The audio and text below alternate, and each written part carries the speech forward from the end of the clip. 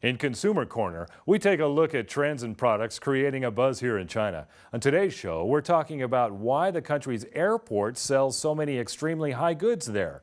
A Weibo post by Chinese real estate tycoon Ren Jiqiang, CEO of Huanyuan Property, got over 3,000 reposts and comments in less than 10 minutes. It read, "At the Nanjing airport, a bowl of spare rib noodles and one egg cost me $15. In the photo Ren posted on his microblog, it's easy to see that this $15 bowl of noodles is nothing special. It just had a few spare ribs, green vegetables, an egg, and a little pickle, and a piece of watermelon on the side. A dish like this would typically cost no more than $2.40 in the city. Airport prices like these are becoming the norm in China. A dish that would cost 96 cents outside the airport is $11 in Jinan Airport, and an ordinary seafood noodle dish costs $21. In the Urumqi Airport, the cheapest beef noodles you can find with a glass of milk tea costs a minimum of $48. Even if you are dying for hunger, do not purchase at the airports," Ren continued. His voice represents the experiences of many Chinese passengers. It's been said that airports are a consumer's paradise. So why are the airports in China a consumer's nightmare? Restaurant in the Nanjing airport explained that customers usually think the prices at airports are too high because they compare them to the prices downtown. In fact, the cost of running a restaurant at an airport is much higher than in the city. With these extra operating costs and human resource costs, prices at the airport have to be higher than those in the city center. Professor Zheng Li of the Business Department of Nanjing University claimed that the reason for the high prices at airports lies in the high rent of space at the airport. The high rent results in high management costs, and that is passed on to the customers, who are just having a meal. In order to guarantee profits, most operators have to set high prices. Shops themselves belong to the airports, and many enterprises compete to bid for the rent. The ones who win the bid hold the management rights, which requires quite a bit of investment. Along with rent, salaries, and taxes, these businesses have to charge such prices just to make ends meet. Catering and retail have both become important sources of income.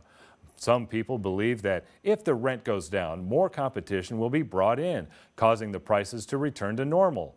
Otherwise, prices will just continue to rise and customers will continue to avoid the airport shops. According to a shop assistant at the Nanjing airport, there are lots of factors causing the rising prices in airport shops. Both enterprises and customers are taking the bait. For example, public servants make purchases at airports no matter how expensive the commodities are in order to save time. At the same time, international travelers consistently purchase goods at airports. The Chinese government has also noticed this problem is severe and has taken some steps to solving it. In 2008, the Chinese government announced that rent at nationwide airports would be lowered. The government's intentions were good. By lowering rent, the operators' costs were reduced, and so were the prices. However, while the rent had been cut, the prices remained as high as they were before because the airport consumer is already expecting that high price. Some people showed no surprise at seeing such high prices at the airport. Some rolled their eyes in response to the real estate tycoon complaining about the unfair charges of the airports. One poster of Ren's blog said, "The noodles are much cheaper than the houses you are selling. Who says you can sell a bathroom for $32,043 while airports are not allowed to sell a bowl of noodles for $15? Some netizens also indicated to Ren that they understood the airport's high prices more than housing prices. One said, "If you think the noodles are expensive, try thinking about housing prices. Before they can lower prices, they'll probably have to wait until they can finally afford your houses." However, some netizens showed disagreements with such prices at airports. One said, "The food at airports is too expensive.